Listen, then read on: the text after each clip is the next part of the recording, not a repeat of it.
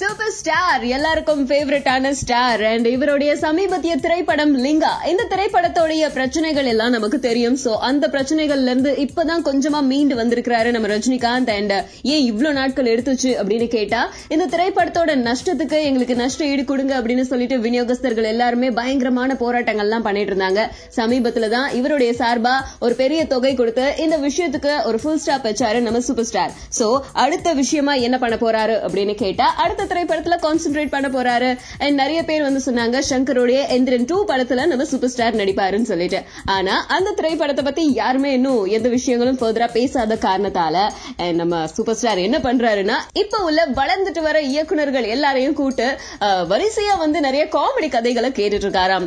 உலக நாயகன் கமலஹாசனுக்கு comedy script அப்படின்னா அது நமக்கு சாதாரணமான விஷயம். ஏன்னா அவர் நிறைய காமெடி திரைப்படத்துல நடிச்சிருக்காரு. பட் சூப்பர் ஸ்டார் ஒரு காமெடி திரைப்படத்துல நடிக்கிறாரு அப்படின்னா அது நமக்கு ரொம்ப ரொம்ப ஸ்பெஷலான ஒரு விஷயம். சோ அந்த வகையில தான் ஒரு காமெடி ஸ்டோரி பண்ணணும் அப்படின்னு ரொம்ப ஆசை வந்து வளர்ந்துட்டு வர இயக்குனர்கள் கிட்ட கதை கேட்டிருக்காரு. இது வரைக்கும் 20 கதைகள் கேட்டிருக்காராம். எந்த மாதிரியான டைரக்டர்ஸ் அவங்க அப்படின்னு கேட்டா, சூதுகவும் திரைப்படத்தை இயக்குன இயக்குனர் அண்ட் ராஜேஷ், இந்த மாதிரி நிறைய இயக்குனர்களை கூப்பிட்டு தான் கதை கேட்டிருக்காரு. சோ இத்தனை கதைகளை கேட்ட சூப்பர் ஸ்டார் எந்த கதையில நடிக்க போறாரு அப்படிங்கறது தெரியல. தன்னோட ஆலோசகர்கள் கூட சேர்ந்து ஆலோசனை பண்ணிட்டு இருக்காரு எந்த படத்துல நடிக்க போறாருன்னு சொல்லிட்டு. சோ கூடிய சீக்கிரம் அது எந்த திரைப்படம் அப்படிங்கிறது வெளியே வரும். அதை நான் உங்களுக்கு சொல்றேன். அது வரைக்கும் வெயிட் பண்ணுங்க. உலகளாவிய ரசிக பெருமக்கள் இந்த படத்துக்கு கொடுக்கக்கூடிய வரவேற்பை பொறுத்து தொடர்ந்து ஜோதிகா அவர்கள் பண்ணுவாங்க. எவ்வளவு பண்ணாலும் ஃபர்ஸ்ட் ப்ரியாரிட்டி குடும்பம், குழந்தைகள், கணவன், அதுக்கப்புறம் தான்